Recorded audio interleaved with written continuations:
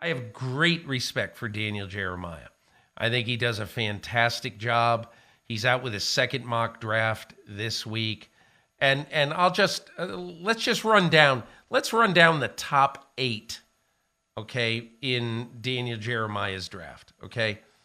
Number 1, Chicago Bears, Caleb Williams, quarterback.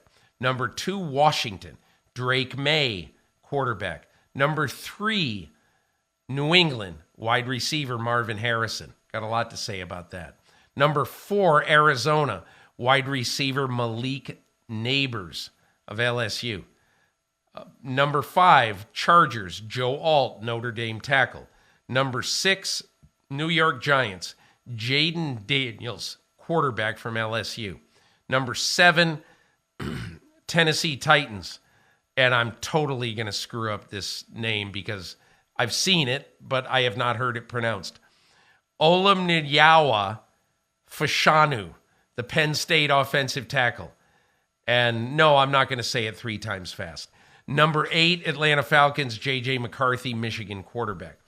So the biggest takeaway I have from this, other than I don't think anything here is outrageous, outlandish, anything. However, I've been curious over seeing everybody picking New England right now anyway. And look, the draft is 9 weeks away. How does anybody know anything? But I've been curious about seeing everybody give New England Marvin Harrison Jr. Not that I question the skill of Marvin Harrison Jr., but unless the Patriots pick a name, Kirk Cousins, Russell Wilson, I don't know who else, in the offseason at quarterback, and who knows, they may. But unless they get a quarterback who they think for the next 3 years is their guy, Patriots are not passing on a quarterback at number 3.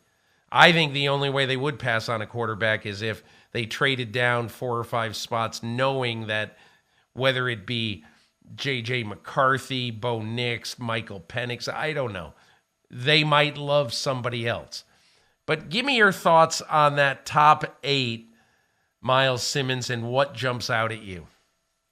Well, first of all, I think it's worth pointing out that Jeremiah says he doesn't do trades this early, on in his mock draft season, which I think makes perfectly good sense. And he does so many of these things, and they are all very informative.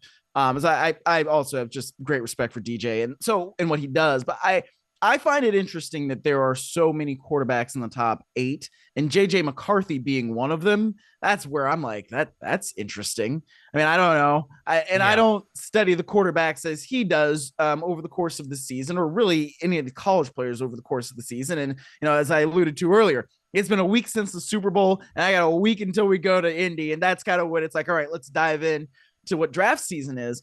But I think that when you have a perceived quarterback class of strength like this one, yeah, you could see a lot of those guys going in the top 10. But I tend to agree with you on Marvin Harrison Jr. also with the Patriots. I think that he is a great player, and I watch Ohio State because I'm from Ohio, so I know how good he is.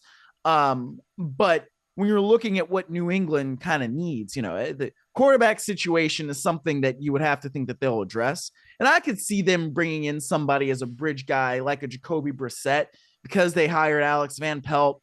He was with the Browns, and Jacoby Brissett was with the Browns. They know each other a little bit because of that, and Brissett obviously drafted by the Patriots. So I could kind of see that homecoming and him being a bridge guy if they feel like they need that.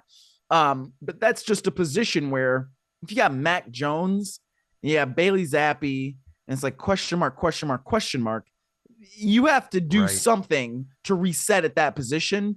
And I think drafting a young guy and potentially sitting him for a while until he feels comfortable, that's something that they could do. I'm going to find it very interesting to watch the Atlanta Falcons in this offseason, because obviously Raheem Morris brought Zach Robinson with him from the coaching staff with the Rams. And now Zach Robinson, I think, is going to be the leading voice, along with general manager Terry Fontenot, to determine how these quarterbacks get stacked on their board. and whether one of them is worth taking at number 8. And Myles, I think we both agree the Atlanta Falcons absolutely should be thinking seriously, and barring an upset or 5 quarterbacks being picked in the top 7, I think the Falcons absolutely have to go quarterback at 8, don't you? Yes, and unless they go out and they acquire one, like the guy we were just talking Unless about they get before, Kirk Cousins. Justin You're Fields. right. Yeah. Or Kirk Cousins, Right. yes. Yeah. Yeah, or Fields. Yeah. So it's going to be really interesting to watch. And look, just remember, Kirk Cousins' wife is from Atlanta. Mm-hmm. Kirk Cousins and his wife, Julie, spend a lot of time in the off season with their kids' grandparents in Atlanta. Very fond of the area. You never know. But I think this is all in the hands of Kevin O'Connell, Kwesi Adolfo-Mensah, the general manager, and I think that is going to be one gigantic domino to fall probably by the middle of March. Hi, I'm Mike Tirico, and thanks for watching. Make sure to hit subscribe for the latest news and highlights from NBC Sports.